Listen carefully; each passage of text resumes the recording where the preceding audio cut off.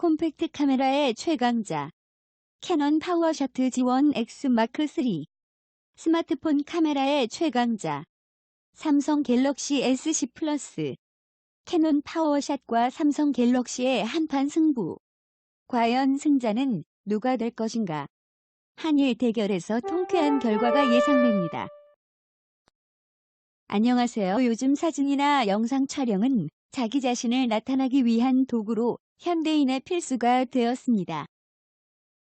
어디를 가나 더 멋진 영상을 담기 위해 모두들 사진작가가 되기도 합니다. 그에 맞춰 카메라 종류가 많아지면서 기능이 다양해지고 성능도 업그레이드되고 있습니다. 더구나 지금은 스마트폰의 발달로 기존 카메라를 대체하는 수준까지 이르러서 기존 카메라 개발 업체들은 더 나은 성능의 카메라를 개발하려고 많은 노력을 기울이고 있죠.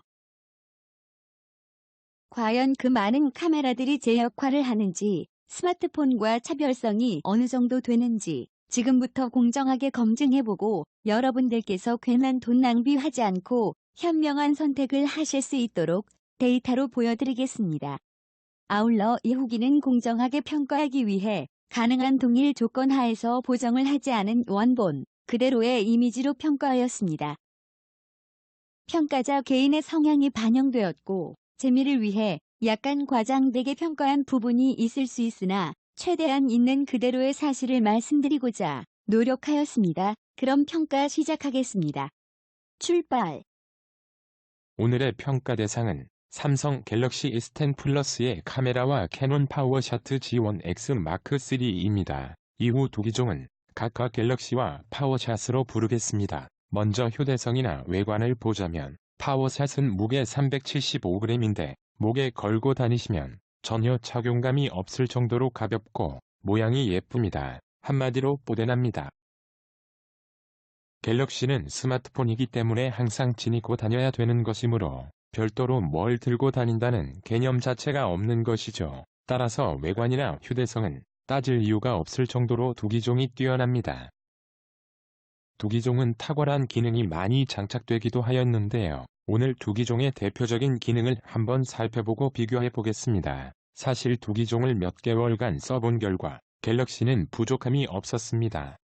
파노라마 기능, 슈퍼 슬로우 모션, 사진 및 동영상 편집과 글까지 입력할 수 있어서 갤럭시 하나로 유튜브 동영상까지 바로 제작하실 수 있습니다. 또한 두 기종은 비슷하게 장면 모드가 있습니다. 특별히 더 좋다고 생각되는 것은 파워샷은 HDR 기능, 갤럭시는 슈퍼 슬로우 기능이 있습니다. 사실 실용성과 편집 기능까지 생각하자면 갤럭시가 월등하다고 결론 내릴 수 있습니다. 자, 그럼 두 기종의 대표 기능을 비교해 보겠습니다. 먼저 파노라마 기능. 아래 두 개의 파노라마 사진을 면밀히 비교해 보십시오. 여러분은 어떤 것이 더 좋은가요? 밝기와 색감, 안정감, 촬영 방법 등에서 단연 갤럭시의 승리입니다. 다음은 음식 모드입니다. 갤럭시의 음식 모드와 파워샷은 음식 모드가 없기 때문에 셀프 인물 사진 모드를 이용해서 음식 모드로 촬영해야 합니다. 어떻습니까? 또렷함과 맑음에서 파워샷은 갤럭시의 상대가 안 되는군요. 야경 촬영 모드. 갤럭시의 나이트 기능과 파워샷의 야경 촬영 모드를 비교해 보겠습니다. 하늘의 표현, 색감, 빛의 안정성 등에서 파워샷은 안 되겠습니다. 실제 본인이 파워샷을 이용하지 않게 된 결정적인 이유 중 하나였습니다. 아웃포커스 기능. 갤럭시는 배경을 날려주는 아웃포커스인 라이브 포커스 모드. 파워샷은 셀프 인물 사진 모드의 배경 아웃으로 선택하여 촬영하여야 합니다. 참고로 아웃포커스는 주제를 강조하기 위해서 배경을 흐리게 처리하는 기법입니다. 어떤 것이 배경을 흐리게 처리하여 주피사체가 부각되게 하는가요? 갤럭시에는 엄청나게 매력적인 기능인 슈퍼 슬로우 모션이 있습니다. 빠르게 움직이는 물체를 자세히 확인해 볼 수 있도록 초제속으로 재생하는 기능입니다. 이 모드로 촬영하면 아주 재미있는 영상을 만드실 수 있습니다. 개구리 점프나 병 깨지는 장면 등으로 멋진 작품을 제작하실 수 있죠. 파워샷은 슈퍼 슬로우 모션 기능은 없습니다. 슬로우 모션 기능. 갤럭시 슬로우 모션과 파워샷 단편 동영상 기록하기에 슬로우 모션 기능을 이용하시면 속도를 50%로 줄여서 보여줍니다.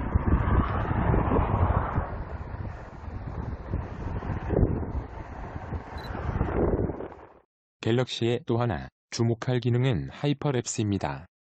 긴 시간 피사체의 움직임을 빠르게 역동적인 모습으로 재생하여 보실 수 있습니다.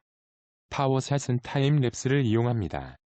하이퍼랩스는 움직이면서도 촬영을 하여 아주 빠르게 영상을 재생하여 보실 수 있습니다. 타임랩스는 시간 차이를 두고 촬영하여 연결한 것입니다. 따라서 움직이면서 촬영하면 영상이 난해해질 수 있습니다. 하이퍼랩스가 더 발전한 것으로 보시면 됩니다. 오랜만에 파워샷에만 있는 유용한 기능입니다. 패닝 기능. 배경을 속도감 있게 촬영하는 방법입니다. 갤럭시는 해당 기능이 없으며 굳이 이용하신다면 라이브 포커스를 이용하시기 바랍니다. 그 외 파워샷에는 어안 렌즈, 수채화, 유화, 토이 카메라, 미니어처, 수중, 불꽃놀이 등이 있습니다.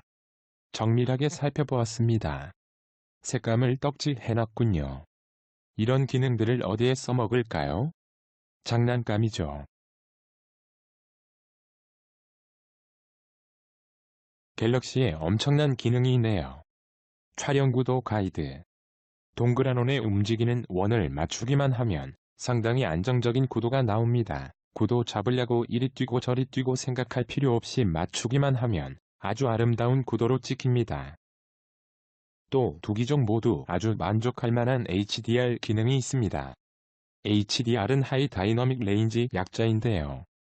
밝은 곳은 어둡게 어두운 곳은 밝게 해서 사진을 생동감 있게 만드는 것이라 보시면 됩니다. 예를 들어 일출일몰시 활용하면 아주 멋진 작품을 만드실 수 있습니다. 다음은 최대 광각 비교입니다. 왼쪽 갤럭시가 시야각 123도로 파워샷 약 84도보다 훨씬 더 넓은 범위를 커버하고 있는 것을 알 수 있습니다. 유효망원 비교입니다. 유효망원은 디지털을 쓰지 않고 렌즈만을 이용한 순수광학 망원입니다. 유효망원 이상 확대하시면 급격한 화질 저하가 일어나서 가능한 사용하지 않는 게 좋습니다. 다음은 최대 망원입니다. 디지털 망원까지 이용하여 최대로 보여줄 수 있는 망원 범위입니다.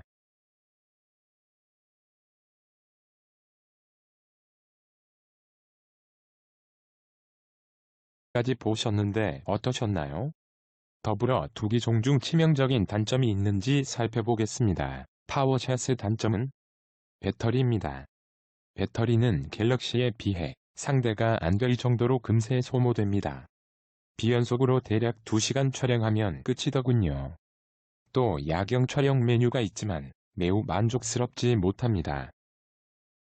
갤럭시의 단점은 갤럭시 동영상 결과물이 HDR10 플러스 모드로 촬영할 때 가끔 어떤 이유에서인지 채도가 빠진 영상이 나옵니다. 이 원인은 아직 구체적으로 확인받지 못하였습니다. 자, 이제 최종 결론을 내리기 위해서 가장 중요한 사진 품질을 검토해 보겠습니다. 아무리 좋은 기능이 많아도 사진 품질이 안 좋으면 한갓 장난감이라고밖에 볼 수 없겠죠. 가장 중요한 것은 사진 품질입니다. 품질에서 이기면 다른 기능이 아무리 좋다 한들 별 소용이 없기 때문이죠. 가능한 동일한 조건 하에서 3개를 비교해 보았습니다. 갤럭시, 파워샷, 풀프레임 DLSR 이렇게 3가지를 비교했습니다. 어떤 것이 갤럭시이고 파워샷이고 풀프레임일까요?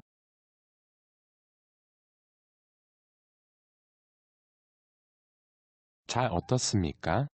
어떤 것으로 촬영한 것인지 구별하실 수 있겠습니까?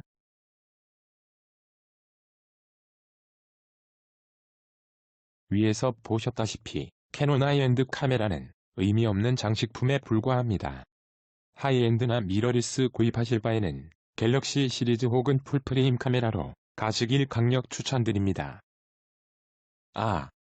파워샷 쓸모 있는 게 하나 있습니다. 목에 걸고 다니면 뽀대납니다. 그리고 뭔가 작품을 엿들 것만 같은 기분이 들어요. 그런데 막상 촬영하고 나서 보면 한숨만 나옵니다. 유튜브용 동영상 촬영은 프로가 되기 전까지는 스마트폰으로 하셔도 절대 뒤떨어지지 않습니다. 그리고 삼성 갤럭시에는 아주 중요한 기능이 또 있습니다. 바로 프로 모드입니다. 전문 사진 작가를 꿈꾸는 분들께 카메라를 이해하는데 많은 도움이 되실 겁니다. 위 원본 영상과 이미지를 기준으로 최종 결론을 내리겠습니다. 삼성이 캐논에게 바로 KO 승입니다. 한국산이 1.5조 것을 탄탄하게 증명하였습니다. 이것을 보면 우리는 막연히 일제 브랜드를 보고 구입하는 경향이 있었습니다. 이번 기회에 우리도 카메라 강국으로의 도약을 꿈꿔봅니다. 일제 카메라 기술력은 인정되지만 그것은 풀프레임 카메라에 한해서입니다. 미러리스나 하이엔드 카메라는 한국에 어떤 제품을 붙여놔도 절대 뒤떨어지지 않습니다. 카메라 전체를 자세히 리뷰하는 것은 너무 광범위해서 위에 언급한 것 이외에 별도로 리뷰 갖는 시간을 갖겠습니다. 시청해주셔서 감사드립니다. 도움이 되셨다면 구독과 좋아요 부탁드립니다.